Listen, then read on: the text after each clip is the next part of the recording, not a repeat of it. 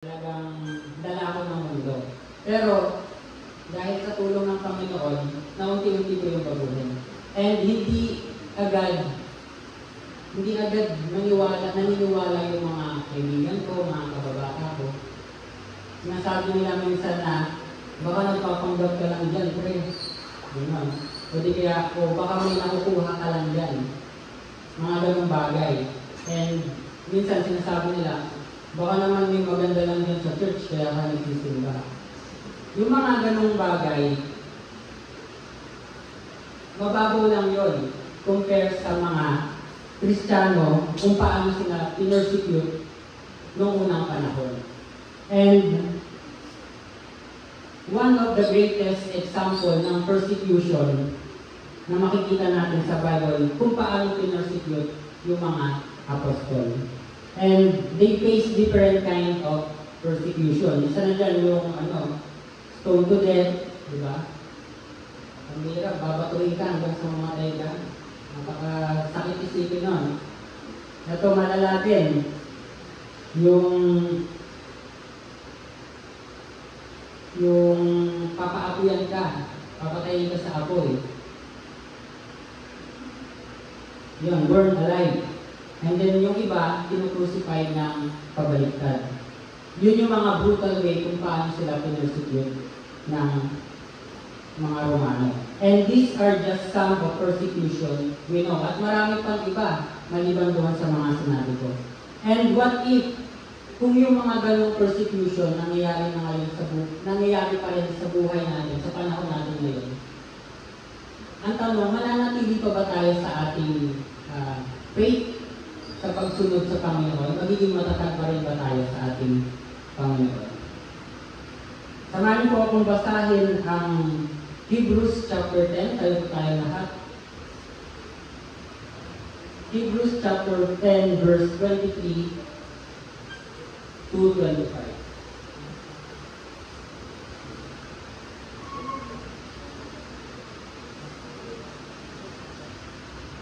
Basahin po natin ng sabay-sabay. Andiyan ang ibang lahat. Say amen.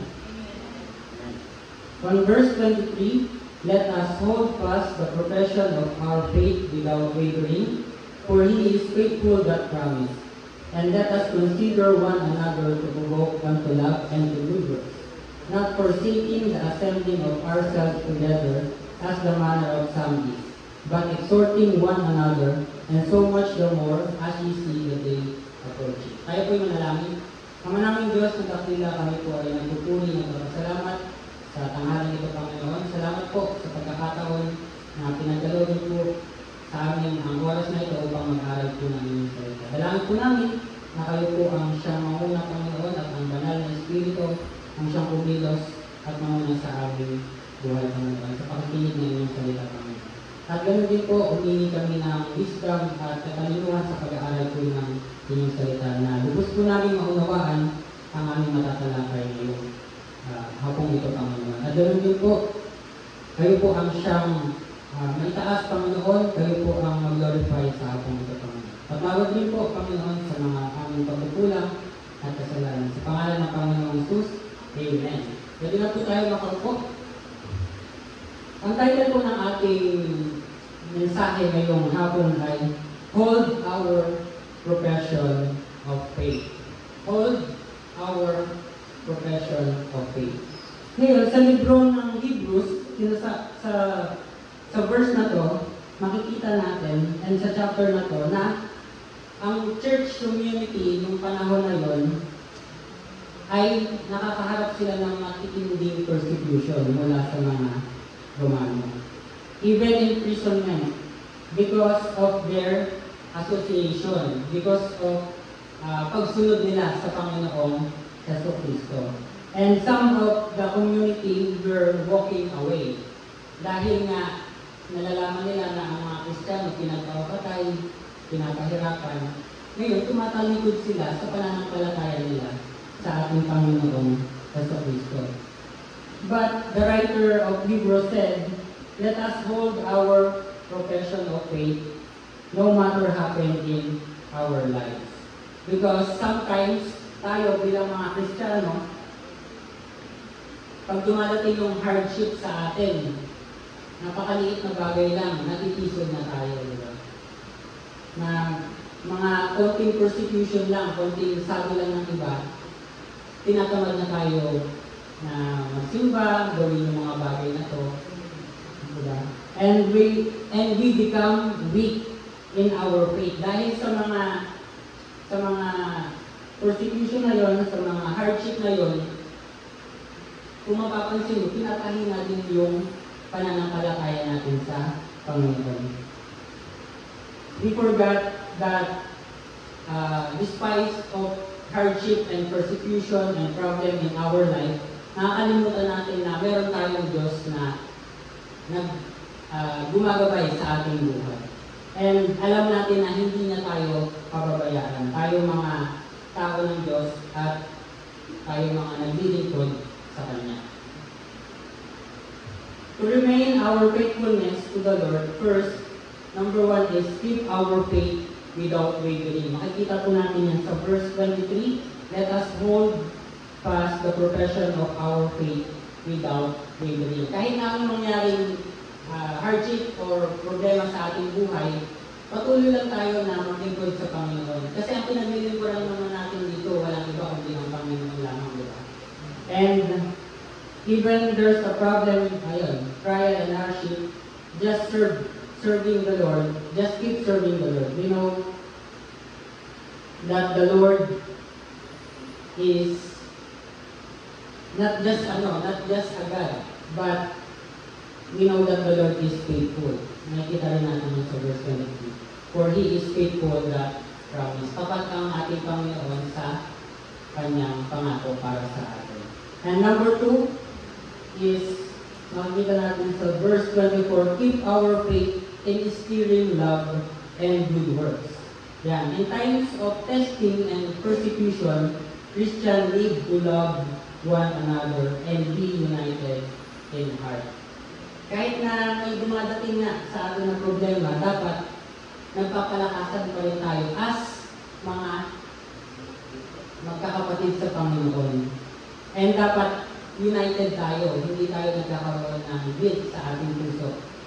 Kasi tayo-tayo lang din ang magtutulungan bandang dulo. And Christian love means that we treat others the way God treats us. Kung paano tayo tinuturing ng Panginoon, dapat ganoon din natin tinuturing natin yung mga kapwa natin mananampalataya, yung mga kapatid natin sa Panginoon. Paano na ba tayo tinuring? Di ba?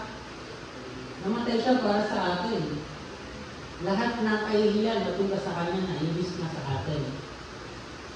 Ngayon, paano natin yun ma-apply sa ating buhay? Kung paano lumakad ang Panginoon sa Kristo, ganoon din tayo lumakad katulad niya. And ayun din naman ang sinasabi ng Biblia. Pangalawa is forgiving. Yan. Kahit na may nagagawa yung mga kapatid natin sa Panginoon ng mali, kailangan handa tayong mag-forgive, magpatawad sa kanila. Kasi alam naman natin na ang Diyos, pinatawad na tayo sa ating mga kasalanan. Ngayon, dapat tayo bilang mga anak niya, nagpapatawaran din tayo. Kasi hindi din natin alam kung paano sila gagamitin ng Diyos balang araw. So ngayon, minsan, iniisip natin na hindi sila, may mga mali tayong nakikita sa kanila. I-forgive na lang natin yun, patawaran natin sila. Kasi alam naman natin na ang Diyos lamang ang magbibigay ng judgment sa kanila. At makikita naman natin yun. Kaya dapat marunong tayo magpatawad katulad din ng pagpapatawad ng Panginoon. Grabe na yung pagpapatawad ni Pastor Bong. Diba? Kung makikita nyo, napakaano na. Napakabait na sa atin. Kasi nagkaroon ako ng konting parang tanong sa isip na kapag nakakagawa ko ng kasalanan, ganun ba talaga si Pastor Bong na iintindihin niya na lang yung situation? Yun, makikita natin sa kanya na baka may nakikita pa si Pastor Bong na potential sa mga tao na mga yun. And last is must result in service, dapat nakikita din sa atin kung paano tayo naglilingkod sa Panginoon. And we, as follower of Christ, let us look for opportunity to inspire one another and to love through good works. Dapat i-encourage natin yung bawat isa. Hindi yung nagsisiraan tayo, nag-discourage man tayo. Kasi, lagi natin tatandaan, bandang huli, tayo din ang magtutulungan. Though hindi man mabilis ang maturity ng isang tao, intindihin na lang natin sila. Dahil alam natin na ang Diyos naman ang mag-judge sa buhay.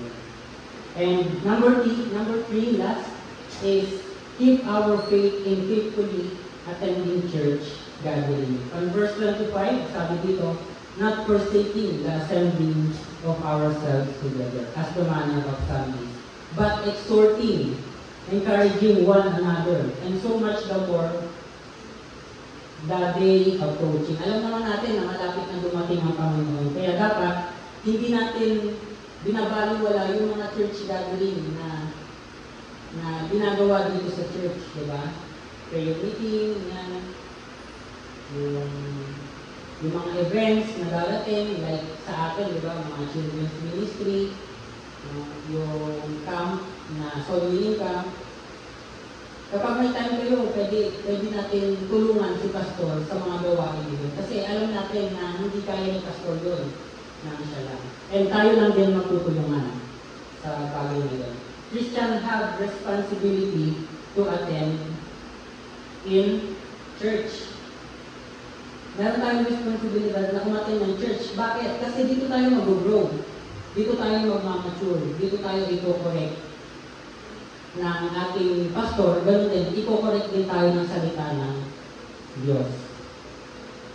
And alam naman natin na minsan nakakagawa tayo minsan hindi natin maamin na mali tayo. Pero sabi ng Panginoon, be humble. Diba? Dapat humble tayo. Natanggapin yung pagkakamali na yun. Kasi nga, doon tayo mag-mature. Doon tayo mag-grow ka lalo. And it is important to gather with other Christians because dito tayo nagpapalakasan, dito tayo nag-encourage and nag-inspire sa bawat isa. And dito rin tayo magtutulungan pagdating ng problema, pagdating ng kagipitan sa ating buhay. Para mapanatili yung pagiging faithful natin sa Panginoon at the same time, yung commitment natin sa ating Panginoon. Yan. Ang church attending is napakahalaga. Kasi kung hindi ka attend ng mga gathering, paano mo magagawa yung number 2 na keep our faith steering, love one another to good works? Kung hindi tayo attend, hindi natin sila may encourage yung mga tao na ngayon at hindi rin natin sila mapapakitaan ng pagmamahal.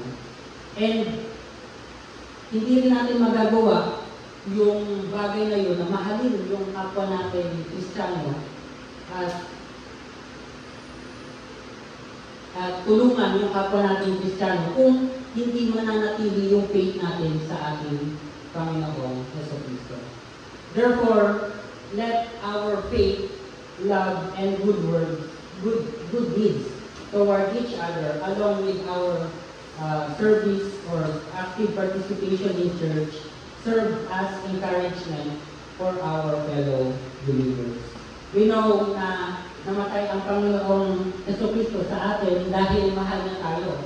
And kung mahal din natin ang ating Panginoon, dapat manatili tayong matatag sa ating pananampalataya.